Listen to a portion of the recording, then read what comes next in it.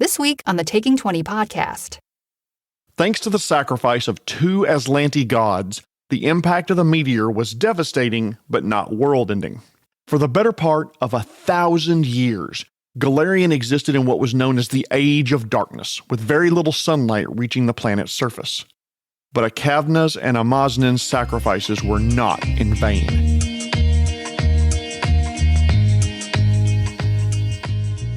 Ladies and gentlemen, thank you for tuning in to episode 121 of the Taking 20 podcast. This week continuing the lore series all about Earthfall on Golarion. This week's sponsor, well, I thought this was appropriate, meteors. What do you call a meteorite that misses the planet? A meteorong. Is this your first time listening? If so, welcome. Please be prepared for a mix of highbrow research and lowbrow dick jokes. For my longtime regular listeners out there, do you like the podcast? I hope so. It takes quite a bit of work to put together. If you do like it, please consider making a one-time or regular donation to keep it going at ko-fi.com/taking20podcast. Every dollar donated goes right to costs such as hosting and audio production. In the Pathfinder canon, Earthfall was when a swarm of meteorites impacted Golarion in the year -5293 Eridan Reckoning, which is approximately 10,000 years ago in the published Adventures and Adventure Paths. The impact of this event cannot be overstated. The surface of the world was forever changed. Multiple empires were destroyed because of it. The technological, economical, and political impacts are still being felt throughout the world. It's still shaping adventure paths that are being released today in Pathfinder 2nd Edition. I'm sure you're familiar with the old joke that when the DM is sick of the adventuring party's shit, they'll just say, okay, rocks fall and everyone dies. Well, imagine that on a planetary scale. That was Earthfall. Earthfall was the result of an impact of pieces of meteor that hit Golarion and choked out the sun for 1,000 years. For reference, the impact that killed the dinosaurs left a crater 124 miles wide on Earth. Earthfall left a hole about 300 miles wide that oceans rushed in to fill, creating the map of Golarion that we recognize today. To understand the impacts of Earthfall, we need to rewind the clocks a little bit and look at what Golarion was like before the impact. As a warning, there is no way to discuss this topic without spoiling some plot points in the Ruins of Aslant, Carrion Crown, and Second Darkness adventure paths, not to mention various other Pathfinder adventures and novels and so forth. So if you want to avoid all spoilers for these adventures, please check out one of my other episodes and thank you for listening. Second warning, like most lore episodes, this one's probably going long. Please accept my apologies because there's a ton of shit to cover. Pre-Earthfall Golarion looked considerably different from the world we Pathfinder GMs know and love. Let's start with the geography. For those of you who have never played in the world of Golarion, many of the adventures revolve around a region of the world known as the Inner Sea. This region bears a striking resemblance to the Mediterranean Sea of Earth, with multiple nations using the waterway as a lifeblood of tourism and trade. We crusty Pathfinder veterans have grown accustomed to this region of the world and we're very familiar with the map with the city of Absalom as the quote-unquote center of the world on the island of Kortos. But before Earthfall, the Inner Sea didn't even exist. What was there was a large land bridge between the continents of Avestan and Garund, and there was a large lake where the eastern side of the Inner Sea resides today. Not a lot is known about this area of the world, as much of the history of that time was wiped out by Earthfall, and a lot of the relics lie at the bottom of a sea. Oh, that smells like a possible underwater campaign. Oh, I'm going to need to get to writing as soon as I get done. So Earthfall created the Inner Sea region, but that's not the only major change that occurred to the surface world. Earthfall wiped out an entire continent called Aslant. This continent was in the middle of the Arcadian Ocean between the continents of Arcadia, Avestan, and Garund. This continent contained a human empire that had technological and magical capabilities that eclipse anything found on Golarion today. More on them in a moment.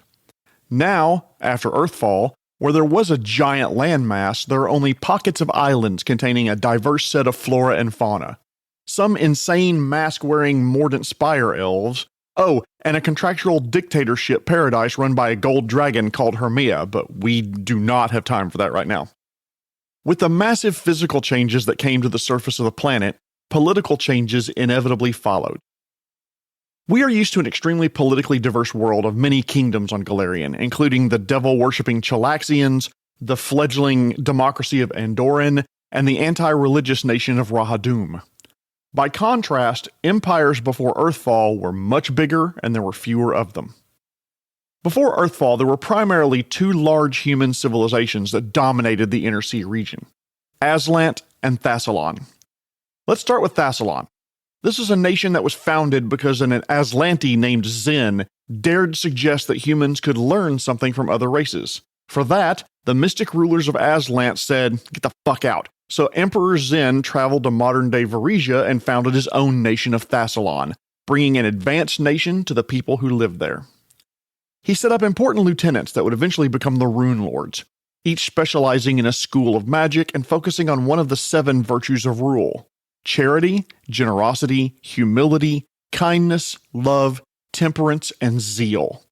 He gave each of these lieutenants part of the empire to rule. Eventually, these 7 Rune Lords would depose Zen and impose their own versions of rule, which were more akin to the 7 deadly sins: greed, wrath, pride, envy, lust, gluttony, and sloth, the exact opposites of the 7 virtues upon which the nation was founded. Over the coming centuries, the once powerful nation would fall into petty infighting, decadence, and cruelty.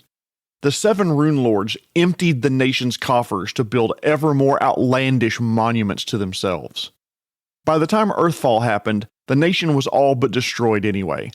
But the 7 Rune Lords saw that it was coming, and many of them used powerful artifacts called rune wells to lock themselves and some of their servants away in demi-planes or to relocate to other planes of existence to wait out the collision and the massive damage that would be the result of it.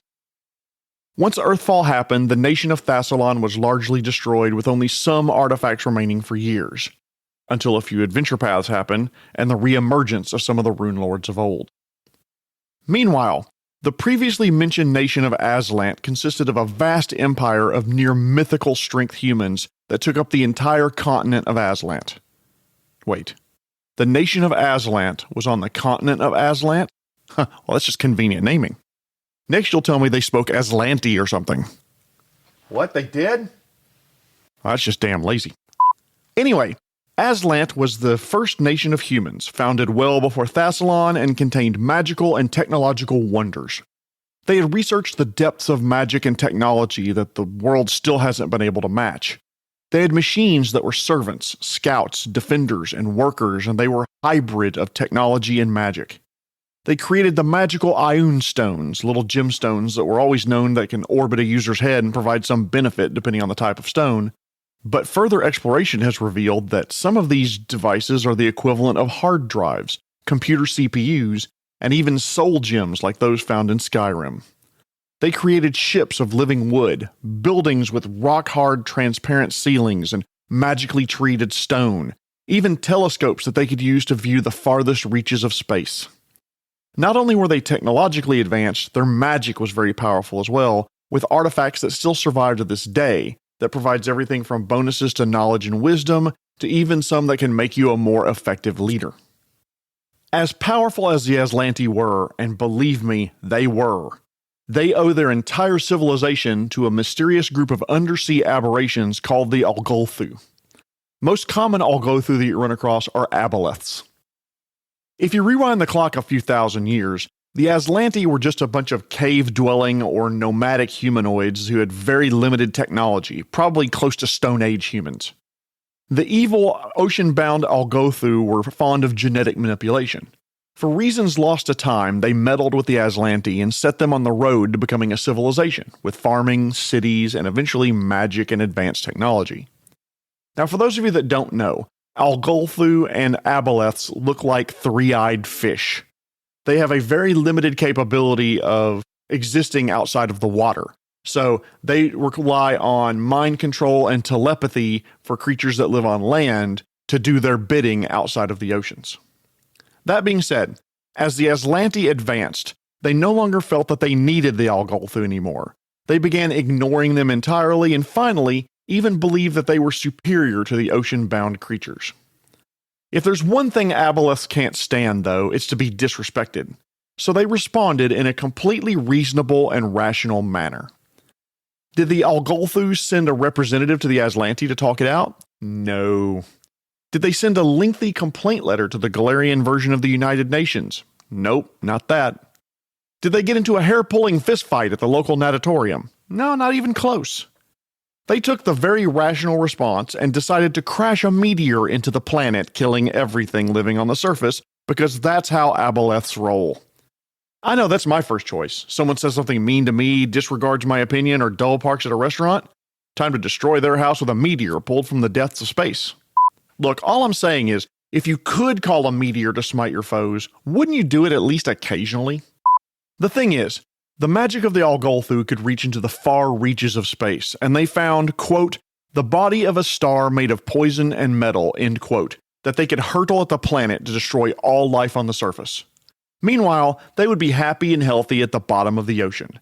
They could wait out the devastation and reseed life on the planet as they saw fit from the slaves that they kept below the water. So they did. They used their magic in a ritual to steer the rock to a collision course with Golarion, and life would have been utterly destroyed, except someone intervened. Bruce Willis and a team of experienced oil drillers somehow skipped right through NASA astronaut training and went right to let's fly a space shuttle onto the asteroid. No, wait, that was a movie. The Aslantes worshipped a goddess of battle and, more importantly, the moon. She was named Akavna.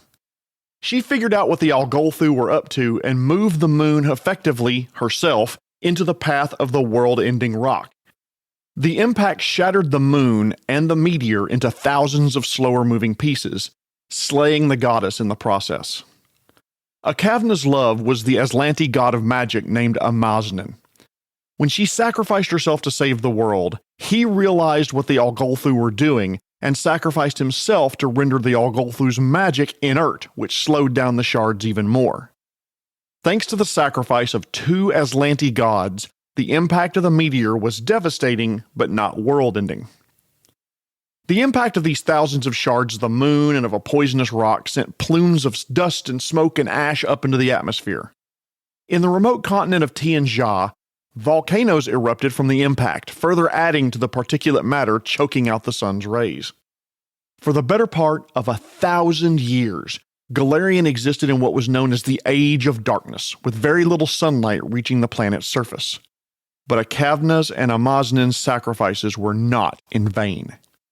Life found a way to survive both the impact and in the hostile world that remained behind. Eventually, the clouds did part, and Golarion was changed forever.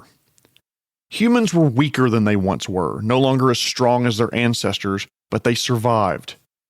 One of the few living Aslantes, Aroden, led a group of survivors into modern-day continent of Avestan, where they settled and tried to rebuild human civilization. They also sought to preserve as much of their Aslanti culture as they possibly could. Now, if you're saying, wait, the name Aroden sounds familiar, that's because Aroden became known as the last Aslanti and eventually became a god himself. A god who died under mysterious circumstances and whose death ended the age of prophecy on Golarion, but that is for another time. But what about the other races and ancestries, Jeremy, you humanocentric racist? Okay, first off, that was uncalled for. Secondly, I'm getting to them right now. And thirdly, you can argue that even though Earthfall was caused by the Algolthu, it was the Aslanti hubris that brought it about. That's why I started with humans first, ass. I don't often argue with myself, but when I do, the gloves come off and I don't give a fuck about my feelings. There were other civilizations on Golarion besides the humans. The elves were warned by the residents of the Mordant Spire that the disaster was coming.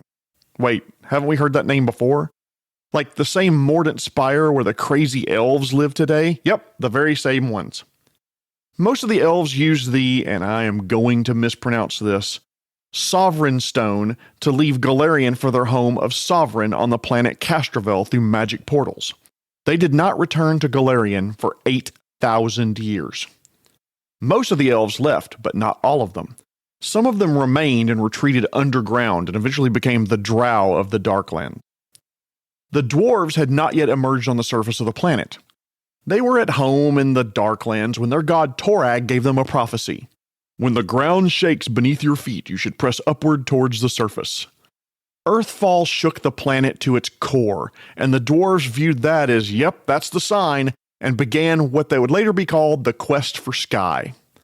They pushed upward for more than 300 years, displacing the orcs in front of them and driving them before them, so both civilizations reached the surface of Golarion in at least 8 locations on the planet. The dwarves built massive cities of stone called the Sky Citadels at these locations to mark the point in history and places on the planet where they first emerged. But not all dwarves believed in the prophecy, and some of them remained underground the entire time. These dwarves became the Duergar, or Dark Dwarves, who still reside in the Darklands today. There was another group of humans called the Khelids. They were groups of nomadic people who lived in northern Avestan, where it's really, really cold.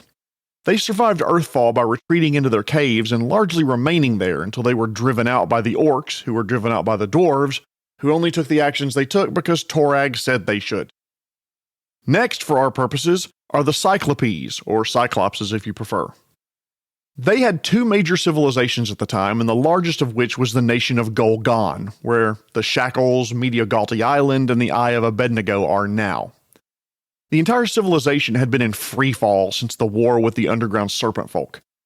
They predated the Aslanti and had once been the home of oracles, engineers, and wise leaders, but by the time of the impact they had largely abandoned their civilized ways and become cannibalistic shadows of their former selves, nowhere near as powerful, losing much of their magical and technological prowess in the process. Foreseeing the nation's decline, though, some of the Cyclopes immigrated to the island of Iblidos, who peacefully coexisted with the humans living there, and even warned them to prepare for the impending doom, directly leading to the island's survival, but not without damage, as Earthfall destroyed some of the human cities on the island. Other Cyclopes migrated to the nation of Golarion, which is in modern-day Iberia, where they remained for an indeterminate period of time. It's believed that they were wiped out by Earthfall, but no one really knows. Wait, I almost forgot the serpent folk that I mentioned earlier.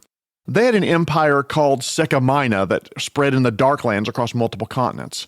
They had survived the Aslanti onslaught, they had survived the Cyclopean invasions, and chose to hibernate during Earthfall and immediately afterward. They were so numerous that a layer of the Darklands took on the same name as their empire, but they hibernated and slept as the drow and even some undead settled in the layer of the crust named for them. Many of them still sleep in the town of Severin Nagati, otherwise known as the City of Coils. There were other races that were affected by the destruction, including the Gugs and various underwater cultures like the Scum, but I'm kind of running out of time here. If you think just 1,000 years of darkness and the displacement of a bunch of ancestries is the limit of the destruction caused, you'd be wrong. In what I would officially file under the heading of just desserts, the Algolthu miscalculated the damage that would be caused by Earthfall, and the subsequent earthquake sent their civilization into a period of decline. Suck on that, you malicious, weird, manipulating, third-eyed fish monster bullshit artists. Wow, that was more angry than I thought it would be. And the impacts just keep on coming. See what I did there? Double use of the word impact to mean the collision of the meteor and having a strong effect on something? Huh? Wordplay. Among the detritus plucked out of space was a comet containing the remnant of a trapped Great Old One named Jamandor. This was unwittingly brought to Golarion by the Algolthu's ritual, and the sentient infestation came to rest at the bottom of an unknown lake somewhere on Golarion's surface. Jamandor awakened after the impact and has been slowly infecting the world in the millennia since. But not all is gloom and doom at this point. Part of the rock that rained down on Golarion on that day was a fragment of a gemstone. This mythical stone came to rest in the inner sea, and there it remained for 5,000 years until Aroden, yes, that Aroden, the last Aslanti who was still alive, was called to the inner sea where the heart of an ancient Algolthu weapon still lay. It erupted from the waves as an entire massive island topped by a unique gem made of celestial materials, Algolthu magic, the blood of the goddess of Kavna, and scar tissue of the planet itself. This became known as the Starstone. Aroden used his magic to keep it from ever being misused again, and in response for his doing so, the gods elevated him to become one of them, and the Starstone has served as a vehicle to attain divinity ever since. Eredin then founded the city of Absalom, placed the Starstone in the heart of the city, and let the city grow around it. It is said that if you want to become a god, all you have to do is touch the stone. That's it. Just a little brush of the fingertips and bam, you're a god forever.